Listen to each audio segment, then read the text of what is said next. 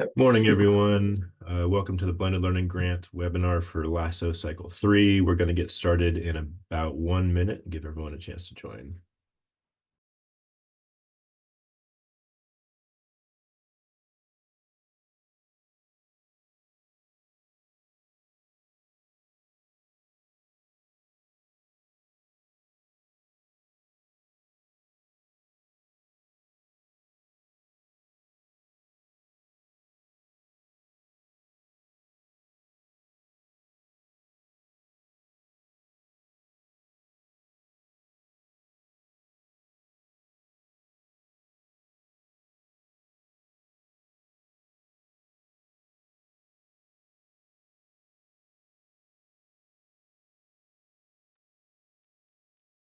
All right, let's go ahead and get started. Welcome to the Blended Learning Grant overview webinar for LASO Cycle 3.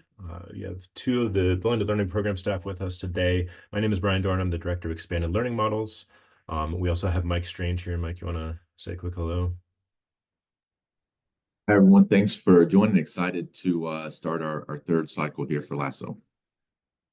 Mike is our blended learning program manager, so manages the nuts and bolts of all of the work that we're going to be talking about today.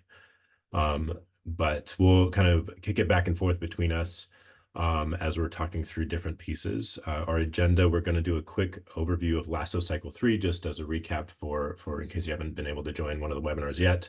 We'll then jump into the blended learning deep dive, which will consist of two overview sections. One will be of the blended learning planning cohort, and the other will be the blended learning strategic operations cohort. And then we'll close out with next steps. During this time, if you do have questions, please feel free to use the Q&A feature in Zoom. Note that we're not answering any questions live, but we will be taking all of those questions and putting them in an FAQ document, which will be on the LASO 3 website in, I believe it's November 13th. During that process, also feel free to email the LASO inbox, laso@tea.texas.gov with any follow-up questions. And then, of course, we are recording this, and we will be posting the slides as well on the LASO 3 website after the webinars are complete. So let's jump into an overview of the LASO 3 application process and timeline. So LASO 3 is a conglomeration of different grant opportunities, one of which is the Blended Learning Grant. Through this process, we have $160 million in supports and services being offered, 11 different initiatives that support learning acceleration and innovation. And all of this is run through one joint program application to access that funding. So really, we're focusing on learning acceleration through LASO. There, we have three key strategies that we look at. One is curriculum and instruction. So really taking a look at rigorous HQIM and making sure that we can support students in mastering grade level TEKS. We're looking at more time, so more time for the students in most need. And then also we're looking at innovative instructional models. So depending on the initiative, you're looking at one of these three different priorities or strategies. The blended learning grant in particular falls within curriculum and instruction. You could argue there's a little bit of innovative school model within there as well, particularly for the strategic operations grant. But right now we're focused predominantly on curriculum and instruction as our central bucket. And for this grant this year, we have approximately $6 million in funding available. The range of award for planning grantees, the award is up to $275,000. For strategic operations grantees, the award is up to $370,000. And we anticipate 10 to 14 LEAs districts will be awarded this cycle.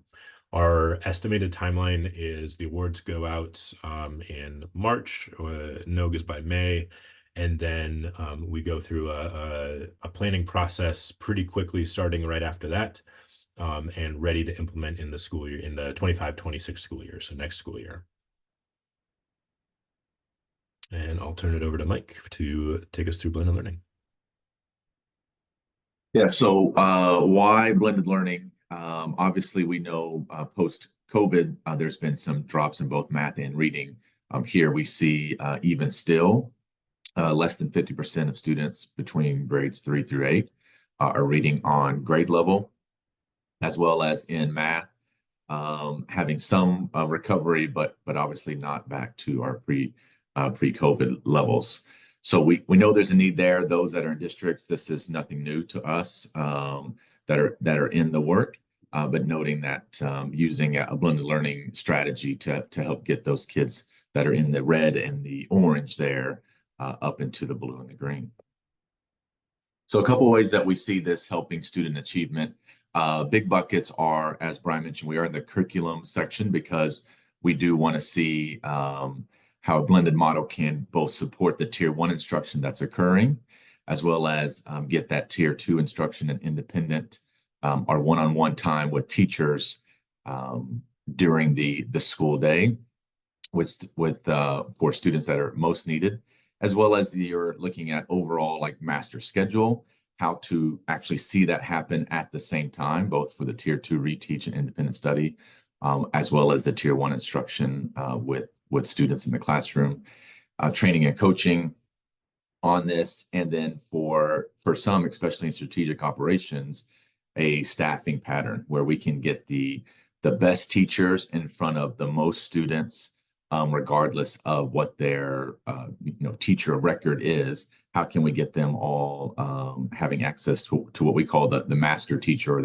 that veteran teacher? And Brian will talk more about that in the strategic ops models here in a bit. So program overview for the grant. The purpose, obviously, planning and implementing high quality blended learning model in both math and reading, using both HQIM support as well as strategic operations shift for those that are doing that portion of the grant, whether that be scheduling, staffing, and or budgeting. Eligibility, these will be for grades K through 5 and 6 through 8. And then we are looking at those that have either previously participated in a strong tier 1 math and our RLA curriculum planning initiative, as well as for our strategic ops folks, those that have done a previous blended learning grant. And then best fit, a blended learning model and strategy support, and then obviously performance management system to help implement that support throughout the terms of the grant. So at a high level, planning is the launching or beginning of a blended learning model aligned with an HQIM core curriculum. Strategic ops takes a little bit of a different approach in that you've already established a blended learning model through one of our previous initiatives. And now we're looking to expand that model beyond just the individual teacher's classroom, but more to a grade level support. And again, we'll talk about some examples of that in a little bit. So really more of an operational shift in your scheduling, staffing, and budgeting for teachers. The associated supports a project manager, 50% of his or her time, helping to support not only reports and deliverables going to TEA, but also spending a ton of time for observations and coaching and support at the campus level. One-on-one technical support for your curriculum and supplemental materials implementation. Digital supplemental products themselves, we'll talk about which ones are approved for both RLA and math here in a little bit. And then funds for additional technology. Maybe it's you need more Chromebooks, you need to expand your infrastructure for your broadband, for internet, and then obviously any other operational costs, whether it's stipends for teachers, for trainings, supplies for your classroom, all of the things that it helps to implement a blended model within the classroom and the campus structure. And then our statute, officially it's called Math Innovation Zones through our statute there. And then, of course, for the RLA side, our blended learning grants are reading and language arts. So let's do a quick deep dive into the grant itself. Starting with the why, we know that meeting the needs of all students is a challenge. At any point in time, when teaching to a group of students, we know that some will be struggling, some will have a little bit on the fence, some this is perfectly exactly what I need, and then some this pace might be a little bit slow as they already have it. And knowing that as we begin to introduce new material, harder material, being able to diagnose which kids are in which bucket is important. And so knowing that we don't want to leave kids behind if we do go too fast. So ultimately, then what happens in a traditional classroom setting with the teacher in whole group is that the kids in the middle are the ones that get taught the most. That tends to be where the instruction falls for them. So again, as we mentioned earlier, like finding those systems to help to change that, whether it be the material itself and the pacing that we go about, how we deliver the material so that the kids that need the most attention have time with the teacher to get that most attention, or it's something bigger in that it's really just overall helping to adjust the schedule in the classroom or a staffing pattern to make sure we have the right teachers in the right places. So for those that aren't familiar with blended learning, it is essentially a blend of two things. One, the great parts of online instruction, where we are able to, with adaptive software, diagnose quickly students where they're at and what needs they have, whether it's TEKS specific or just a general knowledge of the subject itself, be able to differentiate then based on those gaps or needs, and then apply instant adjustment in real time for students without a very big lift on the teacher. Because it's not taking a big lift on the teacher, then that gives the teacher time to find that face-to-face instruction, whether it's in small group or one-on-one time, and really be able to meet the relationship need that the students have with the teachers, especially as they get older into fifth grade, sixth grade, into middle school, like really making that human connection that you don't always see in a larger group, whole group setting. So blended learning is that blending the two things with a model that allows students to be able to have some time online to themselves and then some time with the teacher getting what they need in the moment. So the way that looks here for our grant, we allow the software to help to create and customize the student plans based on that beginning diagnostic and a customized path. And then from the teacher's point of view, the teacher then it can see from one lesson to the next or one standard to the next, which students need the most time. So this, again, that takes that time off the teacher's plate to give them specific targeted instructions to the students that need it the most. And then ultimately the teacher can then assign based on the need what standards or products the student needs. And the way we see this is at the most basic level is that students are either in their independent adaptive software or they're in that small group with the teacher. And for those that are familiar with blended learning, this could look many different ways, whether it's a station rotation, it's an individual rotation, a flex model. There's many different ways to approach this, but ultimately, if what we're doing on the left here in green is not leading to what's in the orange there on the right, then we're not doing it correctly. We want to find that individual time or small group time with the teacher to get the students that need the most help with the teacher. And then I'll pass this over to Brian to talk more about how does this look like at the strategic ops level. So the natural extension then of blended learning from the planning component would then be how can we use this as an enabler to really think about our operations of the classroom and of the school. And so what we are seeing with our strategic operations cohort is a group that is able to pilot out using blended learning to make budgetary scheduling or staffing shifts at a much larger scale, thinking large scale shifts, to really rethink what the experience is.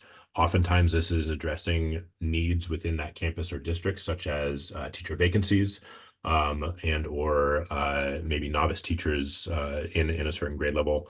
And so that might look like more students, a master teacher or an expert teacher being able to deliver instruction to more students. It might look like a team teaching approach, where multiple teachers or staff from different levels of expertise are in the same room providing instruction, and also just staffing optimization overall, to allow for more flexible allocation of associate teachers to really optimize those operational efficiencies.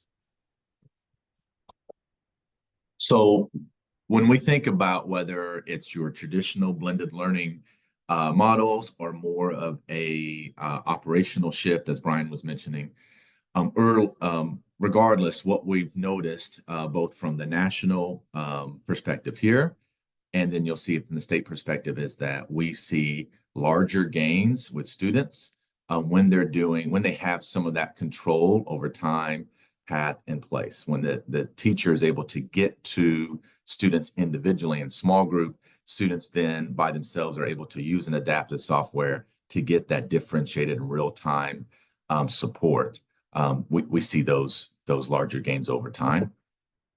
And then this last year, we do work with Texas Tech for our research side of the grant.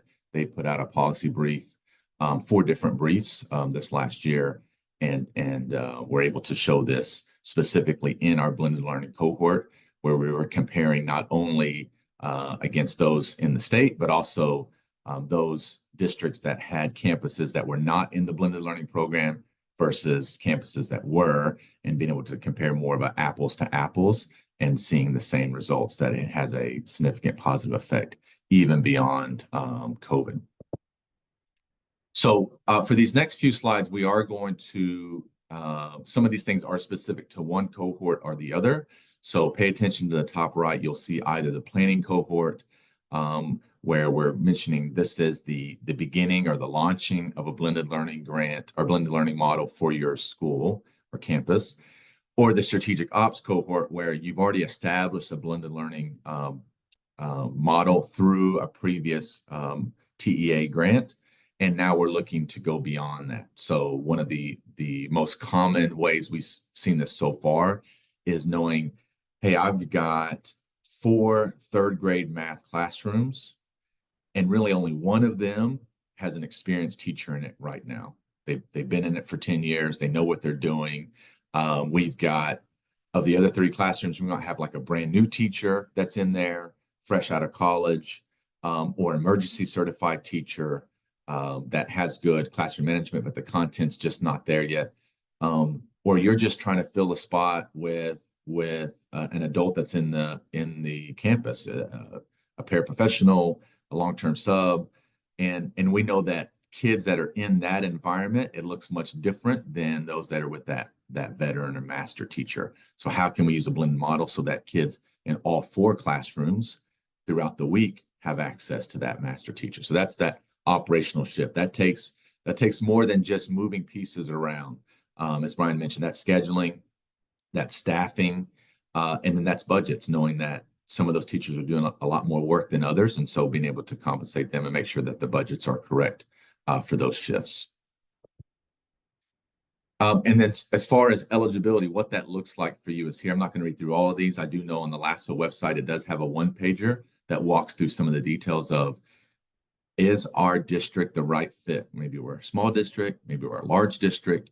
Do we already know what our tier 1 curriculum is? Do we already have supplemental adaptive software that's established? Like trying to think through some of those things before you jump in to the grant.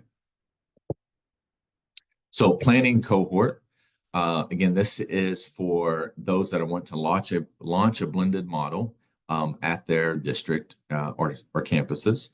This is, you're going to start with 3 grade levels, K through 8.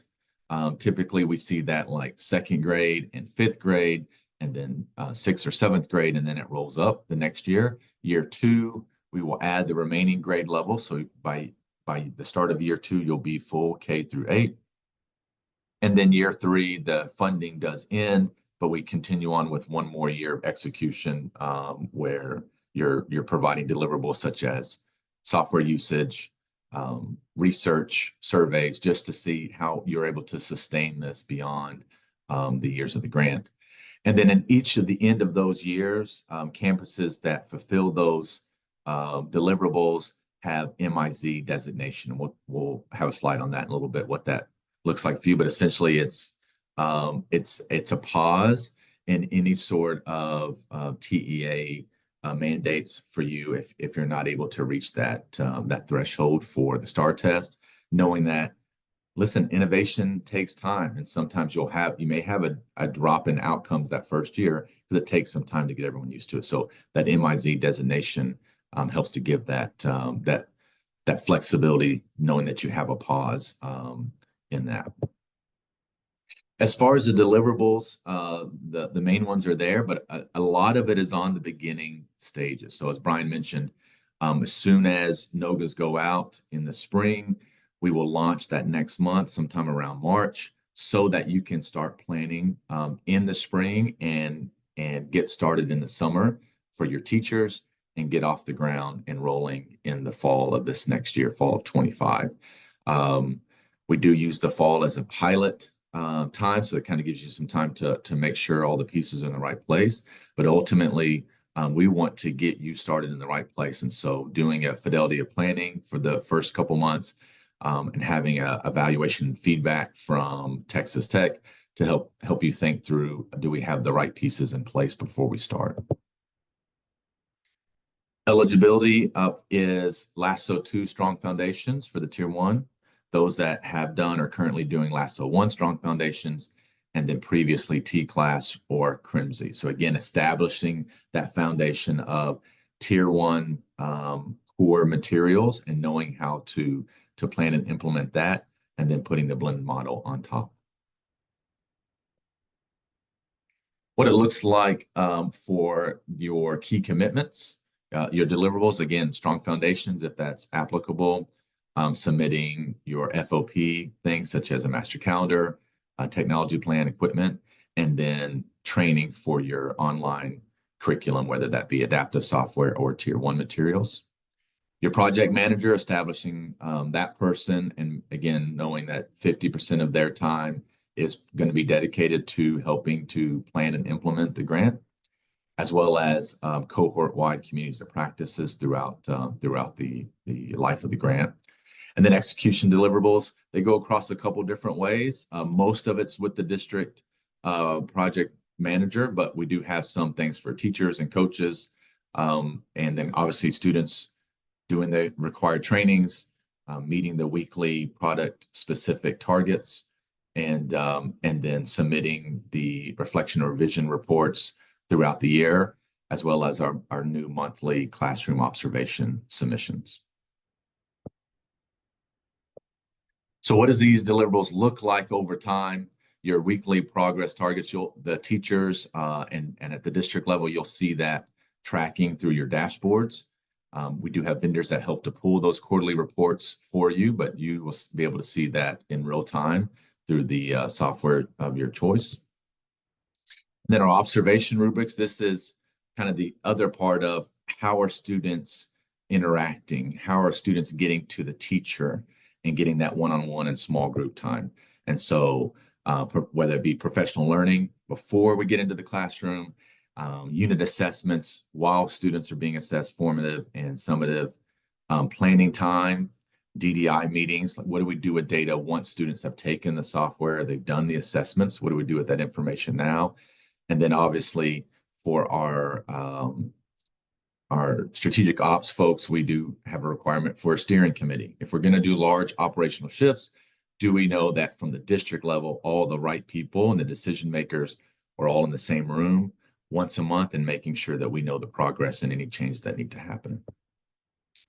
And then last, we started this year the defense process. So thinking about a formalized way for you to capture what are our goals for this year and how's our progress going throughout the year, so that at the end of the year we can establish here's where we're at and here's where our next steps will be, and celebrating the good things that have happened and noting here's here's what should change or adjust for the next year. So scoring and prioritization, again, as we mentioned, LASO 2 Strong Foundations, LASO 1, T-Class, and then the CRIMSI folks. We will rank those applicants based off of the percentage of economically disadvantaged students If there's a tie in that, then we'll go based off the overall K-8 student population that you put in your application.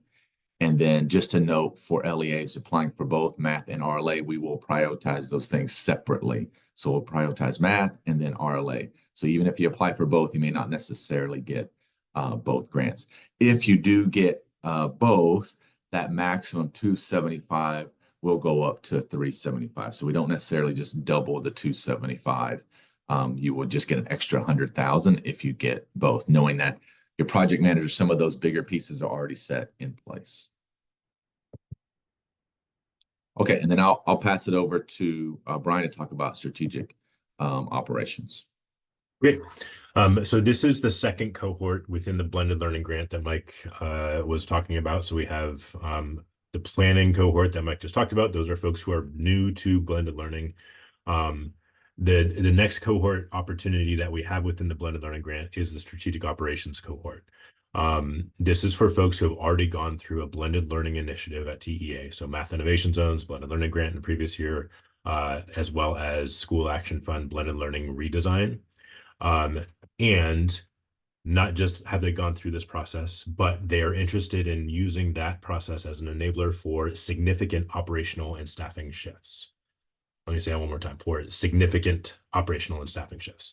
This isn't just like, oh, we're doing blended learning, we're going to do it in another classroom. This is actually rethinking how you are operationally setting up your campus and your staffing model and your budgeting and your scheduling in order to address gaps or barriers or issues that you've had within that campus.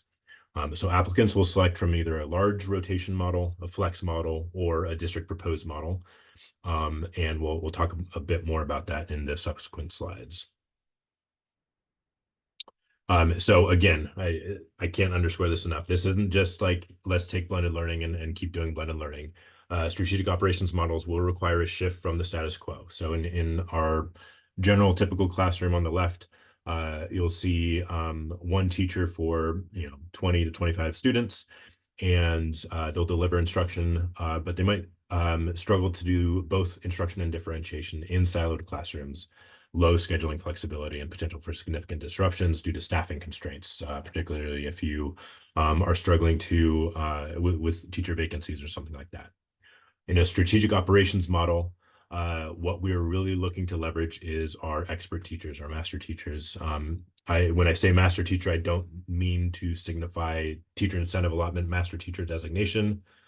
There may very well be some overlap there, but we really mean just like your best teachers that are hitting it out of the park. Like these are the ones that really we want to make sure as many students are receiving instruction from those teachers and that expertise from those teachers as possible. The second part of that then is we're utilizing associate teachers or paraprofessionals or other staff support to differentiate and utilize blended learning in small groups. So all those teachers then work together in teacher teams. They should be fluent in the same content, lesson plans, student needs, things like that. This will look different depending on the campus and depending on the district and depending on your local context. But by and large, this is the kind of shift from status quo that we're thinking about. And so really we see this kind of in three different models. First is a large scale rotation model. So in a typical blended learning class, you might have small groups and a rotation. This is thinking more large scale. We have a large group of students shifting maybe classroom to classroom, going to that master or expert teacher, while still allowing for small group differentiation with the associate teachers or paraprofessionals or other teachers. The second option here is a student-driven flex model. So this is more students receiving tier 1 instruction online through the supplemental, well, through the online digital products or through some other virtual teaching component. And then in practice, that might be with the master or expert teacher. So high quality initial exposure to content for everyone, and then differentiated support for student practice. And then the third is kind of, we recognize this is a new way of thinking. We recognize that we are still in the early phases of strategic operations work for blended learning. And so the district selected approach is exactly that. This is what we think is going to work best. given the parameters. And the parameters are one master teacher leading a large group of students with supported paraprofessionals or teacher aides, and then leveraging adaptive software for differentiated support. So that blended learning piece as well. So really trying to maximize the number of students served by a master teacher, and then decrease and potentially decrease the number of adults required while maintaining or increasing quality of academic experience. So that might be evident. So those three models might be evident through a number of different approaches. That might look like, and we talked through this slide a little bit earlier, more students for that master teacher. It might look like a team teaching approach. And then really for either of those, that would also look like schedule and staffing optimization. And we'll double click on each of these real quick. So for more students than what's in a typical class will receive the targeted instruction from online curriculum facilitated by one teacher or a para. That those students then receive individualized targeted supplemental instruction outside of the core math block. Teachers might have more students in a lab model and frees up the teacher for planning or internalization or brain breaks. And then from a campus and district perspective, you might be looking at this in order to free up FTEs to provide flexible staffing solutions while providing flex time for teachers as well.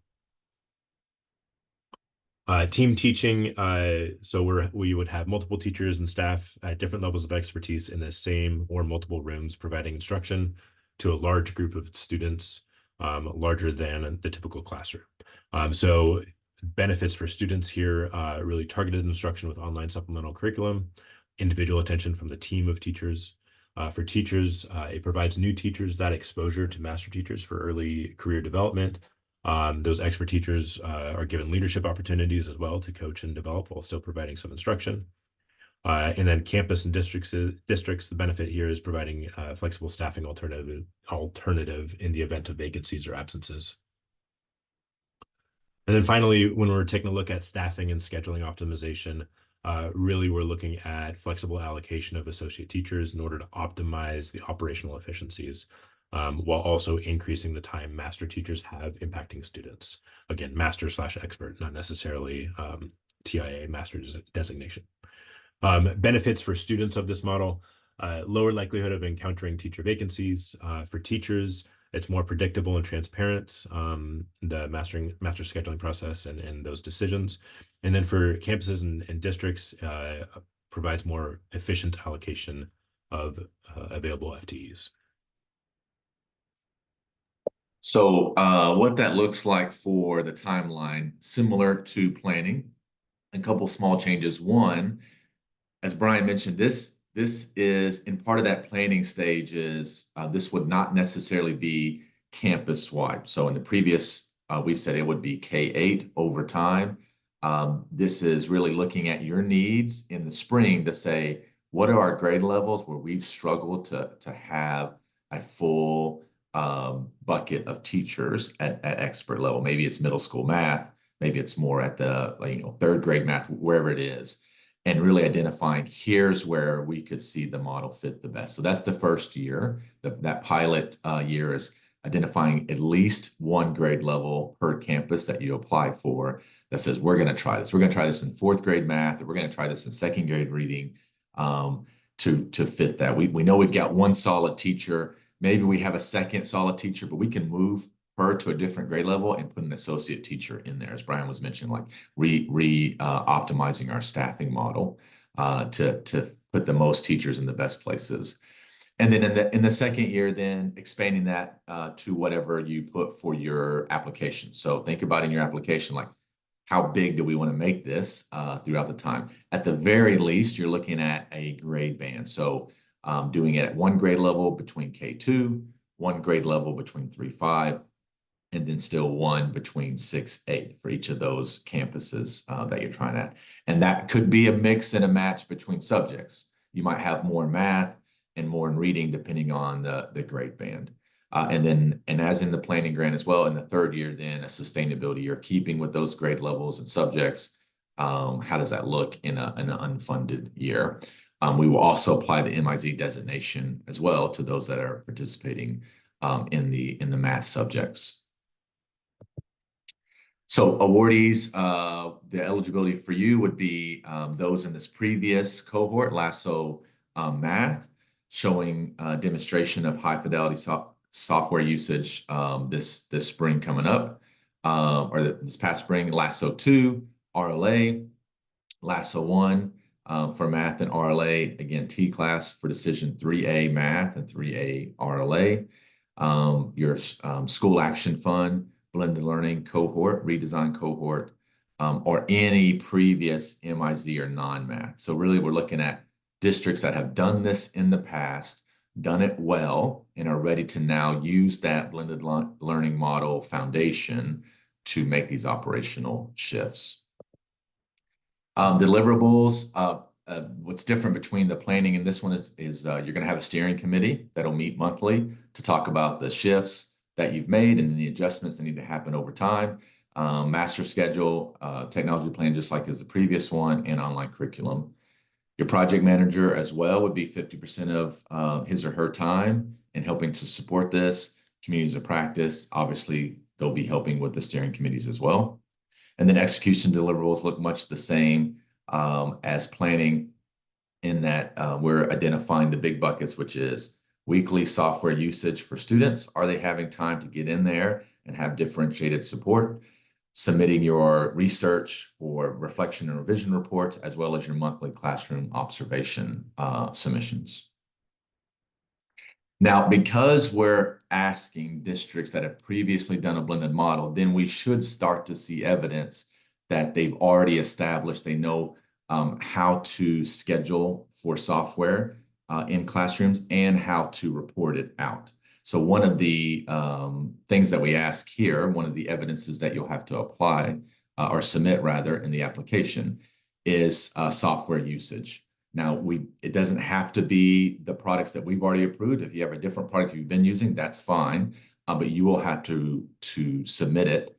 And this is how we'll do the scoring for that. So based on what you submit in your evidence application, what's the percentage of students that are implementing supplemental product usage? So the number of students using supplemental versus the number of students that are total at the campus. And then of those students that are using, what's the percentage that are meeting high fidelity? You will have to show what high fidelity is. Again, that varies based on the product, but you'll have to show the product and what the metrics are for that. And then looking at those percentages of students that are meeting high fidelity, you'll get your points, as you can see there on the screen. Once we have that, we'll have some finalists identified based on how many districts that apply and based on the amount of funding that we have. Those finalists will do final interviews just to ensure that even from the top level superintendent down, that you understand what the need is that you're trying to address, making sure we have leadership buy-in on the operational shifts, and then the type of shift that you're looking at. So as I mentioned, the application, you'll see that attachment in your program guidelines. I believe it's also in the one pager, but we lay all that out there for you for two reasons. One, it's evidence for you to say that these are the campuses we want to do. These are the grade levels. Here's the product they've used. And overall, here's our percentages of students that are using them and percentages of those students that are meeting fidelity. It also is a planning piece for your calculations because we'll ask you these same questions here in the application. So it'll be very difficult for you to fill out that application without doing those calculations ahead of time. So this document will help you not only to submit your evidence, but also to make all those calculations and then be able to put them in the application questions. Okay, and then grant logistics for both planning and strategic ops. As we mentioned before, deliverables, a project manager, you will be using online curriculum, and then for strategic ops, doing those large-scale operational shifts. The other addition for strategic ops is the steering committee. We do not have the steering committee for the planning cohort. And then assurances, excuse me, assurances, your lead or your sponsor, which is your project manager with logistics and usage monitoring. A technology audit at the beginning of the year, we'll do that through a third party that'll help you think about this next spring, what are all of our supplemental products? Is there one that we've already been using, or is there some that we really don't need anymore? So kind of helping you at a high level see that what's already been done. Your planning deliverables, execution deliverables once you implement the grant. And then there's a few others that you'll see on page 16 in your program guidelines. Overall, the state approved vendor list is there. Your current providers, we have it kind of divided in two buckets. One is the supplemental, which is math and reading, and you can see those there. And then the other is more of the technical assistance providers. For planning, they're optional, but you see those there at the bottom. For strategic ops, we have required technical assistance, and we'll talk more through that as we get into the planning stages. But TEA is contracted for the first 6 months. We will pay for the technical assistance provider to get you started, and then the next 18 months, you will contract with them or one from the provider list to continue on with implementation. Just to real quick, Mike, to minimize any Yep. confusion here, I missed a typo here. The in the central column for anyone looking closely, it says strategic ops optional technical assistance. That should say planning optional technical assistance. So that's our planning cohort, not the strategic ops cohort. The strategic ops is below. Gotcha. Okay, we'll make an adjustment. And then all that is on the LASO website, on the SAPL webpage. And then for those that are curious for the formulas, how we come up with those maximum awards, we'll award $100,000 for planning, $10,000 per campus, $40 per student that you apply with, and then for blended learning, $170 per campus, $50,000 or $170 on the top, $50,000 per campus, and $40 per student. And that's how we came up with those maximum awards there. And as far as what you can spend your funds on, obviously the online curriculum, design and implementation support, your licenses for the adaptive software or similar products, your personnel, whether that be your project manager or obviously stipends and stuff for teachers that are helping you along the way, and then other expenses for your classroom for flexible seating, Wi-Fi expansion devices, that sort of thing. And then just to reiterate, project managers, this should be 50% of their time. So one thing you'll note, I think it's in the next slide, but at the superintendent level, like that's going to be very difficult to do. And so it really should be someone at that district office or campus leadership level. And then as we mentioned, the interviews, those that are finalists for strategic ops, we will be looking at what's your need, what is the leadership buy-in, and ultimately you understanding the type of shift that would be needed. Provider partnerships, as Brian mentioned earlier, planning cohort is optional and strategic ops is required. Collegiate education resource strategies, engage to learn, the learning agenda, and transcend are the approved providers there for strategic ops.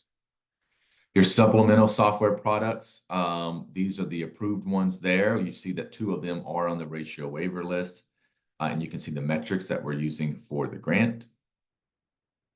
For RLA for reading, those are 3 pre-approved and the metrics there. And we do note that there are some districts that already have a reading program established. We have a process for that to be reviewed and possibly approved if it's not one of these 3.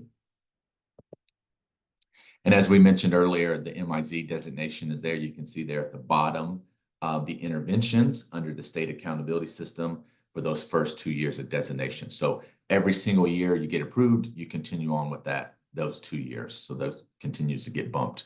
I will note, this is at the campus level, not at the district level. So if as a district, you've got, say, 4 campuses that are in the grant, there is a possibility that 3 could be MIZ designation and 1 did not based on software usage or deliverables that were not met.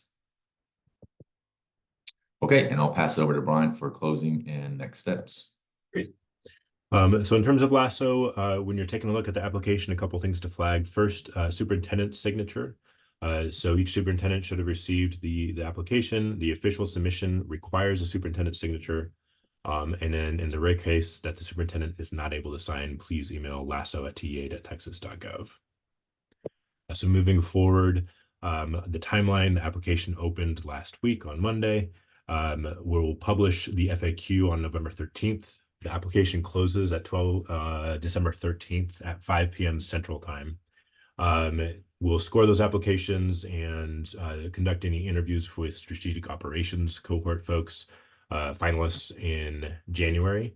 And then our goal announcement date is February 20th. And then we'll do e-grants, accepting the awards in e-grants by March 24th. And that step must be completed for NOGAs, and NOGAs then will be submitted at the latest by May 24th in 2025. So again, reminder, applications due to December 13th at 5 p.m. Those were sent out in a email to superintendents. That's a unique link in those emails. So there is a request for application link form if you need a new one. The PDF of the application is posted to the LASO 3 website. So do take a look at that ahead of going into the application to give yourself the opportunity to just pre-answer the questions and use the application itself to just answer everything and submit everything. And then, of course, the signature, it needs to be signed by the superintendent to be accepted. For those of you who are around for T-class, there was a change request in the decline process in T-class. That was due to the unique funding source of ESSER. Given LASO's different funding sources, we are not accommodating change requests and decline options in the LASO process. So we say that to underscore, please make sure that you are capable and ready to implement any grant that you are applying to. So do that legwork ahead of time, come to office hours, come submit questions, make sure you clearly understand things ahead of applying. In office hours, we have office hours for Blended Learning Grant on November 6th from 1 to 2 p.m. Central. There's a registration link in this slide deck, and that will be on the LASO 3 website as well. FAQs, so please review the general FAQs. Those will be posted November 13th. Those will include both general ones for LASO as well as initiative-specific ones. And then for any questions about the application process or technical assistance with the application itself, please reach out to the LASO inbox, laso@tea.texas.gov. And then questions about, that should say BLG instead of SFP. For questions about BLG, please contact blendedlearning@tea.texas.gov. So programmatic, go to Blended Learning. For mechanics operational about LASO, go to LASO inbox, and then we will be sure to make sure it gets in the right place as well if it gets in the wrong inbox. And I think, so one more slide. So application window, the 14th of October through December 13th. We're finishing out webinars by the 25th. And then, so go to LASO 3 website, communicate with all internal stakeholders, register for upcoming informational webinars, and just review all the resources available. Make sure you're as well informed as you can be about grants, given the decline and change considerations in particular, but also just to make sure that it's the right fit for y'all. Great. And I think that's the last slide. So appreciate everyone's time today. We'll hang out for like 30 more seconds for anyone who has any last questions to submit in Q&A. We'll make sure any of those Q&A questions get put into the FAQs. So check on those on the 13th. But with that, thanks for everyone. Thanks for everything you do for Texas students every day. Thanks, y'all.